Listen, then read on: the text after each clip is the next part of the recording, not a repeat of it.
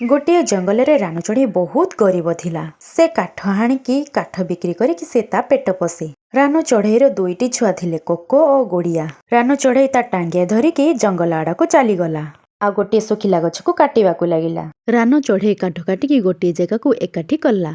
मु ए सब काठ बिक्री करिकी मो पिलामानक पई खाइबा नेकी जिबी। रानू चढ़ई काठ गुड़िक नेकी पारा दुकान को गला। ये नियो रानू भौणी 20 टंका। 20 टंका अच्छा हौ ठीक अछि। रानू चढ़ई 20 टंकार से काठ गुड़िक देव बोली राजी हेगला। एई पैसारे तो खूब कम खाद्य आसीबो। रानू चढ़ई गोटे होटेल पाखकू गला। 20 टंकार गोटे रुटी नेकी ता घर आड़कू चलीगला। तापरे रानू चढ़ई से रुटीटी ता पिलामानकू देईदेला। मम्मा कौन खाली ए गोटे रोटी? हाँ कोको, आज ए गोटिक रोटी खाइथो, मु काली आहुरी अधिक आनिबी। किंतु मामा तुमे कौन खाइबो? तापरे रानू चढ़ई कहिला, मते भूक नाही, तुमे दुई जण खाइदियो, तापरे तुमे माने पाठ पढ़िबो।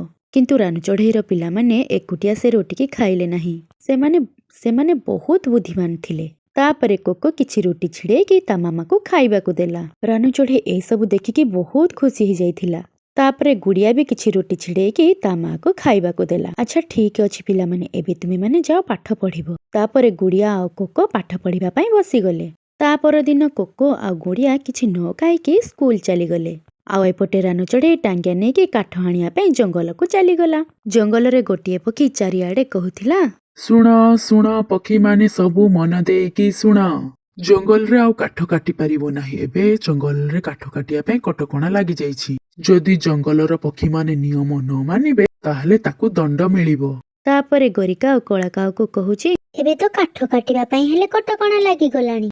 गोरी तुमी कोन पे टेंशन नउछो? आमे थोड़ी ना काठ काटिकी पेट पोषुछंती जे डरिबा। तापरे सुआ जल्दी जल्दी उड़ी उड़ी रानू चढ़ई पाखकू गला। रान भौणी गछ काट नाही। राजा जी गछ काटिया पई कटकणा लगे देइछंती। जिए गछ काटिबो ताकू दंड मिलिबो बोली राजा कहिछंती। तापरे रानू चढ़ई सुआ पाखकू आसिला। सुआ भाई, ए तमे कोन कहूच? मु एबे केमिति चलिबी? मो पिलामानकू कोन खाइबाकू देबी? जेतेबेले सरकार निर्दय हो जाए एमिति ही हुए। किंतु रानू भौणी तुमे एबे आउ काठ काट नाही। तुमे आउ को काम करो। मु चेष्टा करबी तुमको आउ को नुआ काम देबा पाई। जोगु कोको गुड़िया समाने सब स्कूल रु फेरुथिले। तापरे जोगु गुड़िया आ कोको को कहिला, तुमे दुई जण एथर स्कूल रे फीस केमिति भरिबो? तुम मामार काम तो बंद हे गला। आज राती तुमको किछि खाइबाकू ही मिलिबो नाही।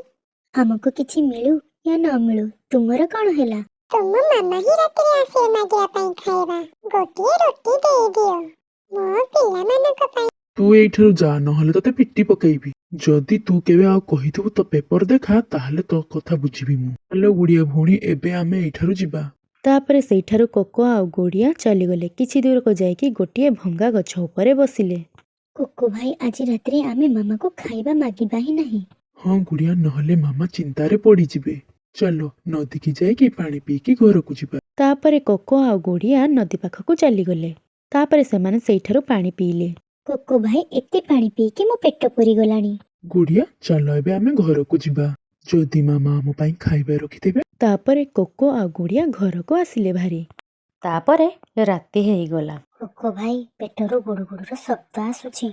चुप हेइकी सोया पई चेष्टा कर गुड़िया। भाई मते खाली पेट निद ही आसु नाही। गुड़िया कोको, तुमे दुई जण एबे जा सोइना? हाँ मु जानिछि तुम दुई जण को भोक पाई निद आसु नथबो। नाही मामा, हमको भोक जमा भी लागु नाही।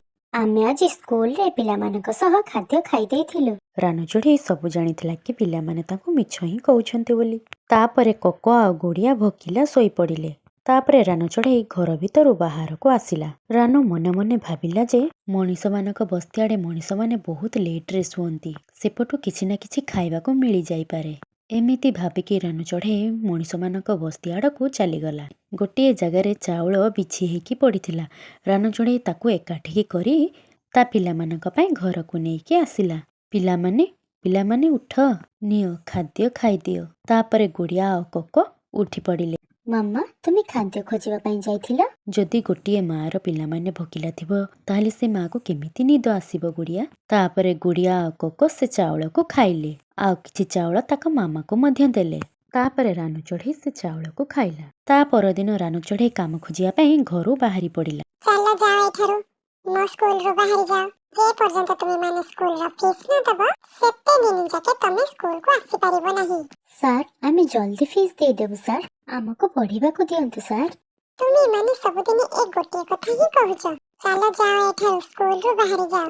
ତାପରେ ଗୋଡ଼ିଆ ଆଉ କୋକୋ ସେଇଠାରୁ ଚାଲି ଆସିଲେ। ତାପରେ ସେମାନେ ଦୁଇ ଜଣ ନଦୀ କୂଳରେ ଆସିକି ବସିଲେ।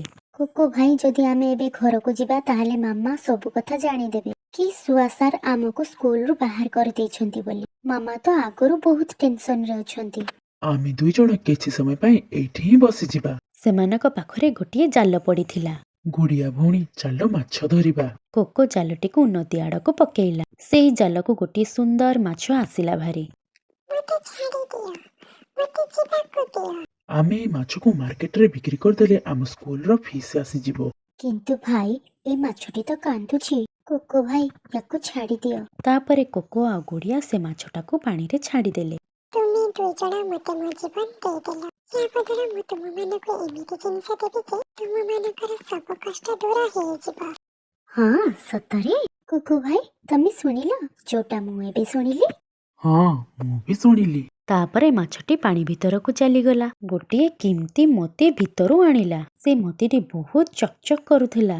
ତାପରେ ମାଛଟି ସେ ମୋତିଟିକୁ କୋକୋ ଆଉ ଗୁଡିଆକୁ ଦେଇଦେଲା। କୋକୋ ଆଉ ଗୁଡିଆ ବହୁତ ଖୁସି ହେଇଗଲେ।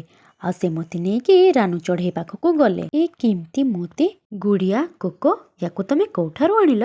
ତାପରେ ଗୁଡିଆ ଆଉ କୋକୋ ତାଙ୍କ ମାମାକୁ ସବୁ କଥା କହିଲେ। ରାନୁ ଚଢ଼େଇ ତା ପିଲାମାନଙ୍କ କଥା ଶୁଣି ବହୁତ ଖୁସି ହେଇଯାଇଥିଲା। ତାପରେ ରାନୁ ଚଢ଼େଇ ସେ କିମ୍ତି ମୋତିକୁ ବିକ୍ରି କରିଦେଇ ତା ପାଇଁ ଗୋଟିଏ ସୁନ୍ଦର ଘର ତିଆରି କରିଦେଲା। ତାପରେ ରାନୁ ଚଢ଼େଇ, କୋକୋ ଓ ଗୁଡିଆ ବହୁତ ଖୁସିରେ ରହିବାକୁ ଲାଗିଲେ। ମାମା, ଆମେମାନେ ଜାଣିଛୁ ଭୋକରେ ବଞ୍ଚିବା କେତେ କଷ୍ଟକର ହେଇଥାଏ। ଆମ ଜଙ୍ଗଲରେ ବହୁତ ପକ୍ଷୀ ଅଛନ୍ତି ଯେ ସବୁଦିନେ ଭୋକିଲା ରହୁଛନ୍ତି। ସେମାନଙ୍କ ପାଖରେ ଖାଇବା ପାଇଁ କିଛି ନଥାଏ। ଆମେ ସେମାନଙ୍କ ପାଇଁ କିଛି କରିବା ତାକି ସେମାନଙ୍କୁ ସବୁଦିନେ ଖାଇବା ମିଳିପାରିବ।